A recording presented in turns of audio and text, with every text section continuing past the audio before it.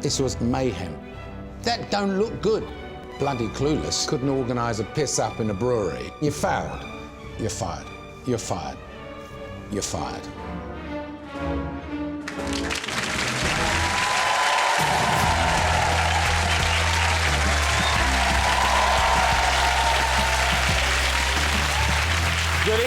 Good evening and welcome to a brand new series of The Apprentice, You're Fired with me, Dara O'Brien.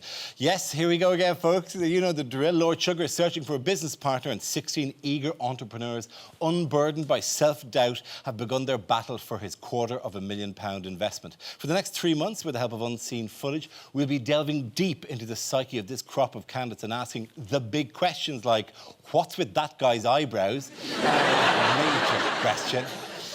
But our first observation is the candidates have gone a little over the top this year with the animal metaphors.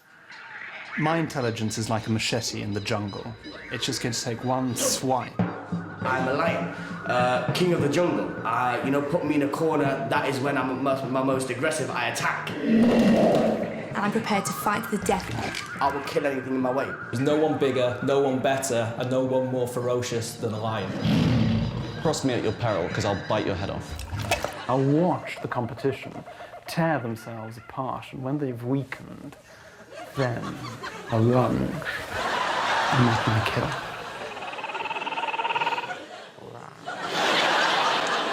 Let's meet our panel for tonight. Apprentice fans, one and all. Chocolate millionaire Jo Fairley, Radio 1's Matt Edmondson, and comedian Katherine Ryan. Welcome to Your Fight.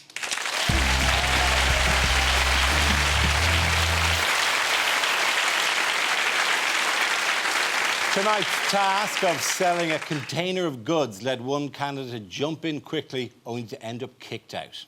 Jazz, there was terrible mayhem going on. Bad organisation, fatal mistakes made. Your biggest mistake was jumping in too quickly. On that basis, Jazz, you're fired. OK, thank you.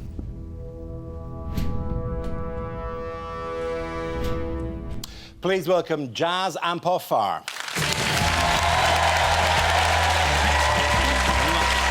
Welcome.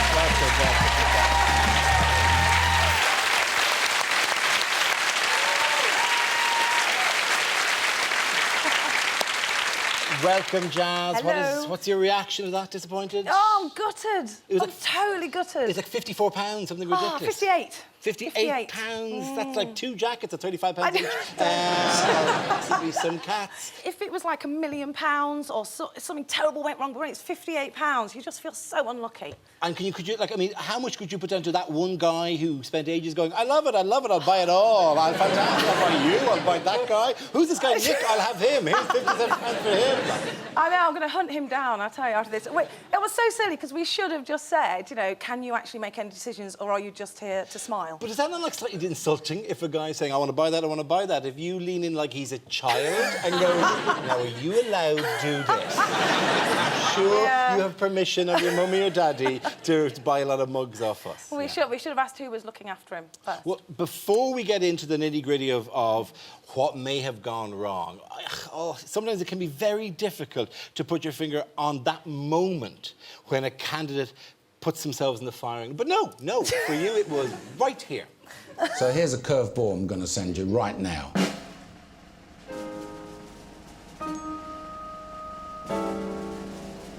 Ladies,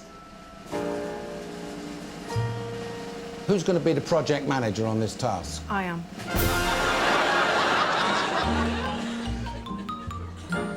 I had my hand up before I'd realised I'd volunteered. Very brave. Very brave indeed. Foolish or brave or... Who knows? My nan says always go first, volunteer, jump in. And 99% of the time, that works out brilliantly for me. It's just when everyone was watching, not so good. That one time. That one time. How relieved were the other 7, by the way? You probably couldn't see it from the angle you were at. No, I just kind of thought, if you go first and you win, you're a hero. So I wasn't really thinking about anyone else. I think I tried to say afterwards, oh, nobody else volunteered, but I didn't really give anyone a chance, No, nobody did. They were thrilled. So, Yeah, when you jumped on the grenade. Yeah. Jo, decisiveness. Let's put this into a business virtue kind of a thing. Decisiveness, that's a very good thing in business, surely. It is, but sometimes you do have to breathe first, just for a second before leaping in. And I think that you probably could have led the team, but even just looking at your teammates to see if they wanted you as a leader might have helped. Yeah. To get them behind you.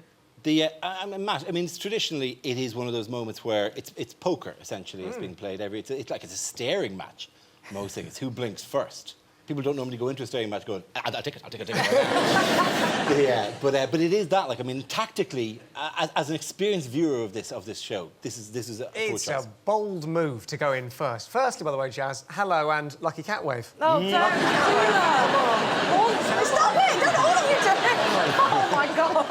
I think it is a really bold thing to do. Normally in The Apprentice, they sit around and they have that moment where they have to look each other out and go, OK, who's going to put themselves on the line? Yeah. And it almost felt like an impulse where you hadn't fully understood the question. Oh, yeah, totally. He'd said something and you went, well, he's asked a question, I'll just put my hand up, that'll be fine.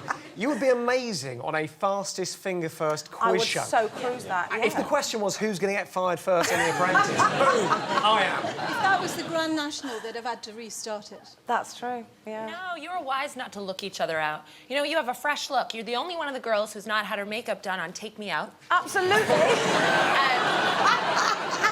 you're bossy. I love it. I just want to know, you said you're half machine. Which half?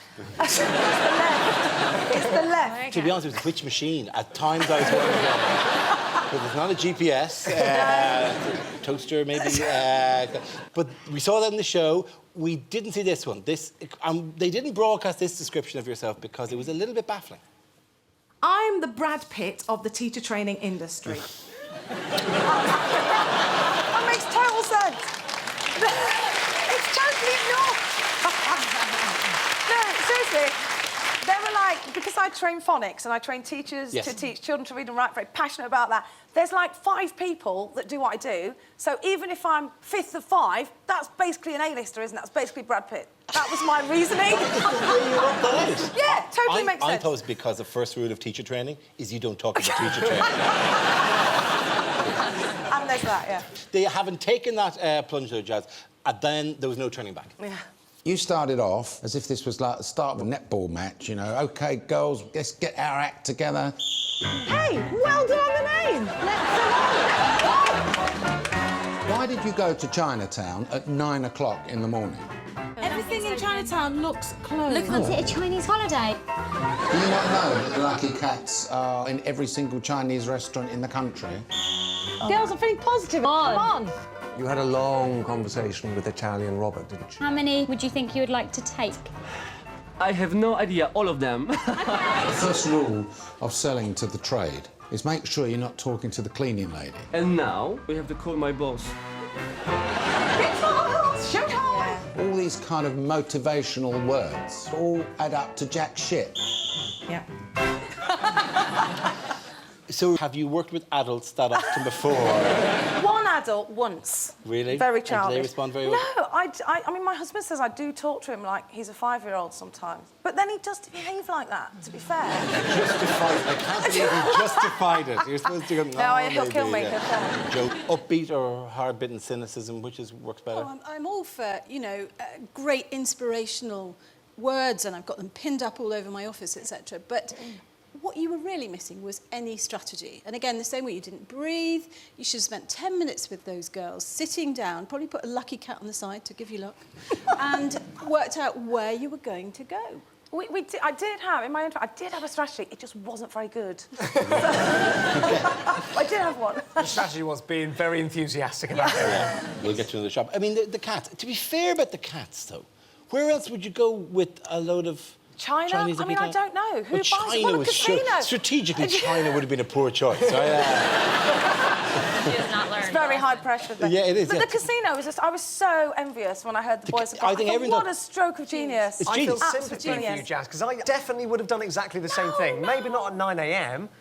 You don't go to Chinatown. That's like you were operating like a lost and found service. Like, do you need these back, guys? What, like the cat's arms will start going faster because they're closer to Chinatown. Like a People go, oh, our cats have come back in Chinatown. We've been looking at them for ages. Like, there's a reward. Like, all the poles in Chinatown have photocopied pictures of wagging cats. Oh, dear. Now, it is already very early in this process to start judging people, but some candidates are already showing that they don't mince their words, in particular, Louisa. I don't think Jazz was effective as a project manager. I will be on her like a fly on shit. You can't just put your hand up and expect then, if you lose, to still get through. Well, thanks for that contribution. I really think I should do the next deal. I'm the person who knows most about the costs. No offence, you're a doctor. How dare you? You cannot possibly say that. Rebecca, I think she thinks she's a lot better than she is. And I just want to build a bit of... I just want to... Hang on, I'm talking. I think she's got delusions of grandeur. She's a top seller in her field. And then she kind of went in and just epically failed. Didn't epically fail. She turned out to actually be the biggest seller in your group. You know, my 2-year-old could have done the deal she did in that shop. I don't like her. You can tell. She's making quite a name for herself already. How was she, you know? Yes, she's the other mum. We both had kids, so I kind of, you know, we... So you bonded on that? No, we didn't bond. I don't know what I'm saying. No, not at all. My grandma says, if you've got nothing nice to say, shut up. OK. Really tough, strong personality? No, not strong. Well, we're all strong personalities, everyone. But, you know, there is this kind of united in oppression feel at the beginning. Right. But there were some conversations where you kind of try and suss people out. And Louisa did ask who the President of England was. And that kind of gave me an inkling that maybe not up on current affairs. But, you know, that could mean anything. So, I don't know. She may have been perfectly lovely, but I didn't spend that much time with her. Did she impress you? Well, I mean, she takes, you know, it's appropriate that you were selling cats because she takes it to a whole new level, really. But you know, she's ballsy. I think she'll go far. But the one that actually I think I was impressed by was the cool-headed Leah. Yes, and Leah's a doctor. Which obviously doesn't count for much in Louisa's world. We get to that. You're just a 7 years of medical training. But what impressed you about Leah? I thought she was cool-headed. I thought she was someone who'd be calm in a crisis. And I think that's what your team absolutely failed to do epically, was remain calm in what is a very, very high-pressure situation. And business is a very, very high-pressure world. Of the ladies' team, did anyone strike you? Well, I think it was quite good, actually, of Leah to stick up for Uzma in the boardroom, because it's quite dog-eat-dog in there. And to say, actually, Lord Sugar, she was there for strategy, I gave her that role, she was doing the logistics side of things. Quite a brave thing to do in the boardroom. And actually, in terms of strategy, as a sub-team leader, it felt like she had it right, whereas you were kind of running around a bit like a headless chicken. Having said that, though, with Louisa, I would find her quite irritating. It's like living in an episode of Made in Chelsea all the time, being with her. And I prefer your kind of unbridled optimism rather than the negativity that she brought. I mean, Louisa, she speaks in hashtags. Big fan. You know, like, no offense, you're a doctor. But Leah, for me as well, she's an Irish girl. I love an Irish girl on The Apprentice. They always come out, like, on top, don't they? They always get actually eliminated by about week 7. There's a kind of, you know, we in Ireland always go, oh, great, oh, no, again. You may have been, in contrast with this kind of high-pressure, high-focus business, you may have been a little bit too relaxed at times. I think you may have been a tiny bit informal, even. In fact, I think this may have been what really did it for you. You say that she's more culpable than you. Oh, man.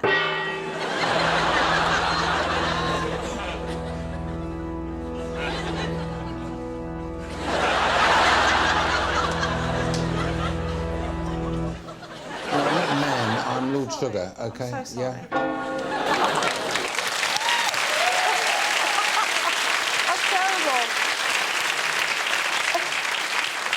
Do you think that was it? You think that's I don't think I was referring to him. I was just... No. Well, let's find out what Lord Sugar and your brief former colleagues had to say about you. Jazz is full of enthusiasm, but she should have checked out the skills of the other candidates before jumping in as project manager. She did have a strategy in place, but she didn't keep to that strategy. She was quite flaky throughout the day. To me, she was just a bit void. Strategically, I think it fell apart a little bit. We were trying to sell to people that weren't going to buy it and didn't want to buy it and weren't the right people to speak to. She didn't come up with a strategy for potential buyers. She made fundamental mistakes, and that's why I couldn't start a business with Jazz. It is sad, because you do go in. I wouldn't have done it unless I thought I was going to win. And that was my plan, and it is kind of like, mistakes. But then you just kind of get up and get on, don't you? What's the business plan, by the way? Can you tell us? It's brilliant. It's about sort of supporting parents and teachers in teaching children to read and write, so online resources, and also coming up with ideas to help parents who kind of, school was different when we were at school. And phonics is now quite big, and helping parents support their children at school so that everybody's leaving primary school with the ability to read and write. Yes, and now I am...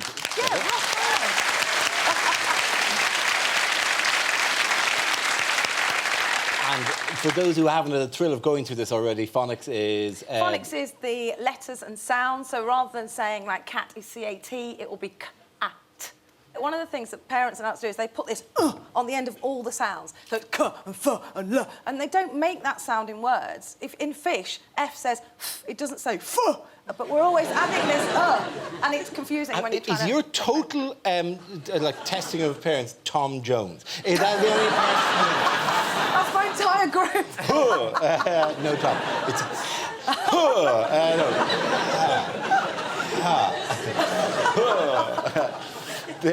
Jo, you set up a business from, you know, on an instinct to a certain extent, that there was you saw the gap in the market for an artisanal, let's say, chocolate product. I found 2 squares of chocolate on my husband's desk under a bank statement, and obviously I ate them, as you do when you're walking past your husband's desk. And as it exploded on my taste buds, I realised that this was the most delicious chocolate I'd ever eaten. And he told me it was the world's first organic chocolate, and to cut a long story short, he didn't have a plan for launching a new brand in his whole earth budget, and he said, why don't you do it? So I put my life savings, 20,000 quid, into buying 2 tons of chocolate, and sat in bed one Saturday night, came up with the name Green Blacks, green because it was organic, black because it was the darkest chocolate on the market, ampersand in the middle. Looks like you've been around since 1876. Before we move on to the winning team, we've news of great bonus material for the website. Matt, each week you're going to be doing a particular kind of interview with the candidates, aren't you? Yes, it's called Matt's Awkward Conversations. Jazz, after this, I'm going to take you to a dark room and give you a thorough interrogation. And it gets more awkward every week. So this week, I'm doing an interview in just my underpants, so something to look forward to. Okay. You should try it, Dara. It really livens up the show. How many did this get past, all those layers of people? I know, it's the internet. It's a lawless territory. Crazy. You can find Matt's Awkward Conversations at bbc.co.uk/apprentice.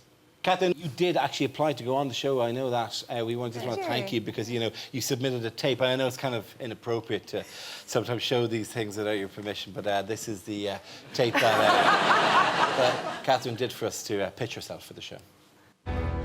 I've got the energy of a tornado, the looks of a Peter Andre backup dancer, and not only the mind of Einstein, I am Einstein reborn. Yeah! My business plan will blow Lord Sugar's socks off. Like, it'll literally blow his socks off. It's a machine that puts on and removes socks. I would say I'm most like Joan of Arc because I love animals, and I, too, would build a big boat to save them. I can walk in high-heel shoes. I will give each task 93%. I'm an underachiever. I get underneath every task and achieve it from behind. I'm like an asteroid hurling towards Lord Sugar's office. Boom!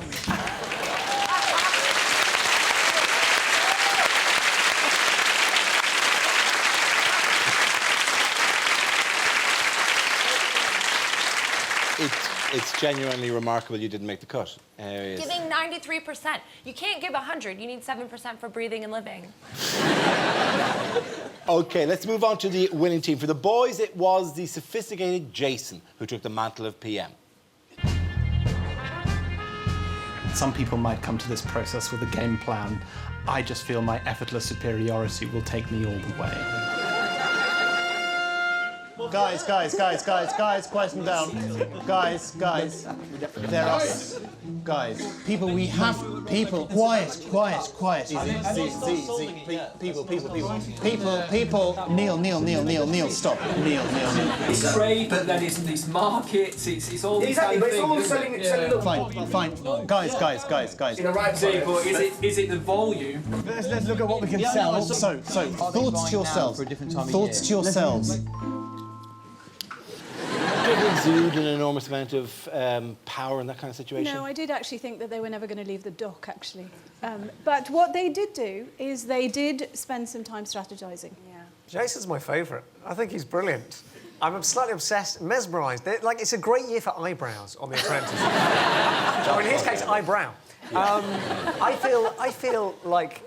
feel a bit sorry for him because it's really hard being the project manager, I would guess, on the first task, and then having someone like Neil, who kind of dominated from the get-go, wouldn't let Jason get a word in. I kind of felt a bit sorry for Jason. I like him. He's got a soft spot in my heart. He reminds me of Rafe, who's my all-time favourite. Yeah.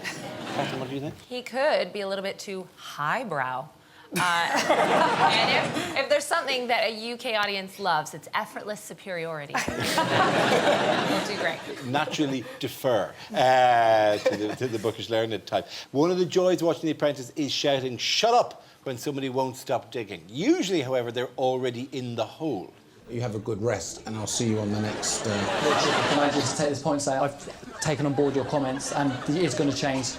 At the very start, I was struggling. I've never experienced... You've won. I know. I just want to So explain shut myself.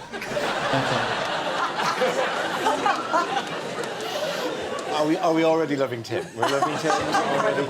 I mean, I know the task goes on a long time and you're up for maybe 2 days. He looks like he's been up for 2 weeks. He's just like wired. He's like a guy you'd meet on a holiday and be like, I'm going to stay away from that guy. But yeah, he's adorable. I think you'll find what he was doing in sales is called talking past the close. And it's when you get really excited and you've already won, but you just keep going and going. Like, you're not going to break up with me? That's great, because I'm really glad. I really want us to stay together. I sell Mexican food. It's delicious. I will not take anything for an answer. That is the joy of him. Most strikingly, however, and we've been holding this back, most strikingly on the boys' team was...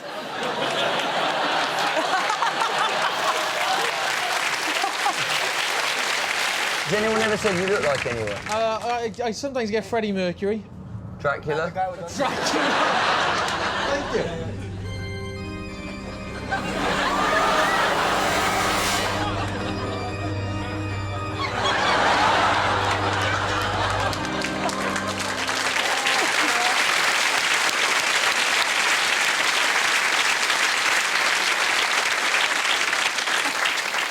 Is rocking that look. That unique, presumably, hello to all of our Welsh viewers, first Welsh candidate, actually, that's been on the show. That's your first Welsh candidate. But, you know, are you striking? I thought he did quite well, but do you think he started out with a unibrow and has been to the waxers? I mean, it's just... I couldn't take my eyes off his eyebrows. Is it one of the things where, you know, I gotta get symmetry, no, that one's now too big. No, that one's too big. No, this one is too big. No, till eventually you're left with that. Something very odd. Yeah. He's a lovely chap. He's just got a bit of an eyebrow obsession. And you know what? He's meticulous as well. He made sure that the people he was attempting to sell toilet paper to were aware that this wasn't some sort of hideous second-hand... Because I'm sure they get calls all the time from people saying, I've got the most rank, most disgusting product you can possibly imagine. Recycled, but not in that way. Not in that way. No, I'm sure that all the time people go, no, why would I buy that? Please stop phoning with that. But mind you, if you've got any bubble wrap, the two things my business really thrive on. He did a good job. I thought he was pretty good. He comes over quite friendly, I think. He's like a kind of young upstart politician. I mean, I think the eyebrow thing is quite a good thing, because you have to have a strong identity on The Apprentice, and it's good to have a gimmick. People will remember him for that. I think Nick Hewer is going to be furious, though, because Nick's all about the eyebrows. It's like every single series, what's Nick going to do with his eyebrows? No one cares anymore. The eyebrow game has been raised now. If Alex survives through the series, I would like to invite him to show 10. Are you suggesting he's going to die by the end? I expect that at some stage someone will stab him in the heart with a or a ukulele. I was more thinking classic vampire imagery, but it could be a bit of ukulele left over from week 1. Or wrap him like a mummy in the spare toilet paper. Second hand, but obviously never used. Whatever he wanted to the house. We're going to move to the vote. So brace yourself for this. Jo, do you think Lord Sugar was right to fire Jazz? I'm afraid I had pointed my finger at the screen before Lord Sugar did. I think it was just your lack of strategy and you're wanting to lead a team, but actually you didn't really care about the team. It was all about you, Jazz. And if it is a team, you do actually have to remember there are other people on board. OK. Matt, what do you think? I disagree. I liked your enthusiasm. I liked your literal jazz hands at one point. I think Sophie should have gone. She was quite useless on the day. And I think it's annoying and irritating, and it's an easy out to say, oh, yeah, we shouldn't have gone to Chinatown. I kept saying that. What was your solution? Did she have any other ideas? I don't think you can whinge and whinge and whinge as your kind of get-out-of-jail-free card. Sophie needed, if she felt that strongly, to say, here's my idea. She should have gone. OK. Katherine?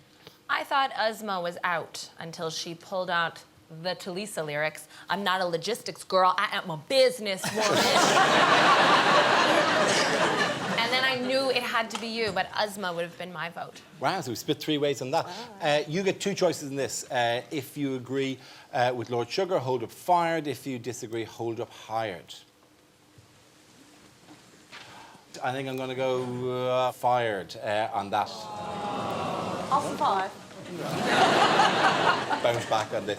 It's been wonderful to meet you. I'm sorry that we lost you out so quickly in week 1. It's a great experience. It's brilliant. Good. Well, we'd always like you to leave with something to remember us by, and I know that. You really don't need to. Oh, no, we had to, you know, because you have a difficult, you know, you got to teach Tom Jones to read. That's I'm going to put my on. Let it go, right? The most important thing, I suppose, not just strategy, it's luck. I want you to have good luck wherever you go. I want you every day to wake up and to look at this gigantic That's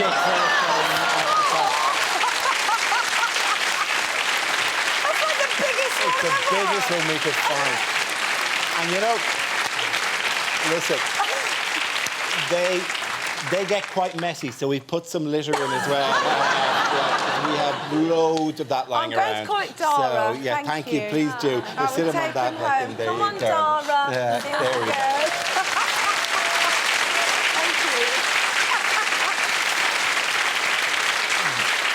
Jazz, you're only here for 1 week, but you certainly made quite the impression. Here are your highlights. Right, ladies, intros. I'm Jazz. Like the music, 1Z. Come on, babe, why don't we paint the town? I am completely one of a kind. Oh my gosh, it's so exciting. Yeah. Toilet rolls. Yeah. I've got toilet roll. Yeah, several different types. Give me some good news. Give me some sugar. I am pure passion. I'm not getting... Yeah! But I am a woman of integrity. We are doing the Lucky Cat way. We're doing the Lucky Cat. Absolutely a lovely, genuine person. Really fun. Buzzing is the word for Jazz. I'm almost perfect. What do you call a fish without an eye? That's a phonics joke as well. Yeah. Ladies and gentlemen, Jazz and Papa.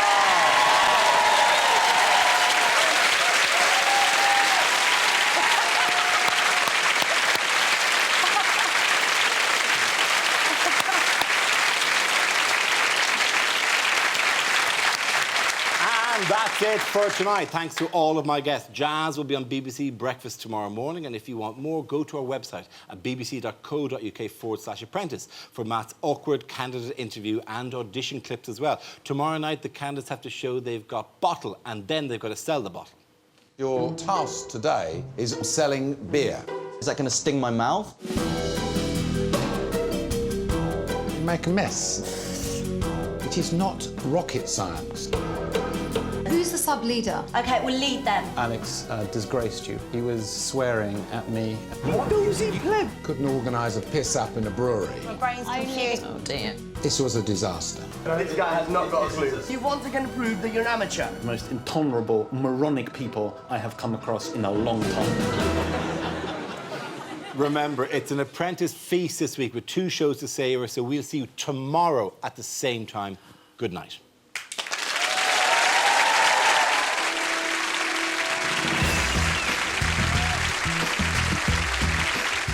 Well, next tonight on BBC Two Northern Ireland, it's Newsnight with Stormont Today on the way at 11:20.